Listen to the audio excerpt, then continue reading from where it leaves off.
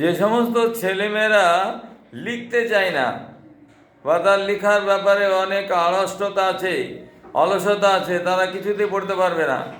মনে রাখতে হবে, যদি তাকে পড়াশোনায় উন্নতি করাতে হয় তবে যতটা সে পড়ছে তার 10 গুণ তাকে লেখাতে হবে।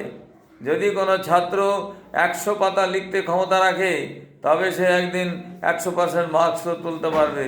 তাই ওকে প্রতিদিন 100 পাতা লিখবার জন্য প্রেরিত করতে হবে। তার জন্য যে সময় সে ব্যয় করবে তাকে এক নিবিষ্ট মনে এক অত্যন্ত দায়িত্ববান ছাত্রের মতো পড়তে শেখাবে এবং সে স্থির হয়ে বসে পড়বে। তাই পড়ার সাথে সাথে সমানভাবে লিখবার অভ্যাসটাকেও তৈরি করা উচিত।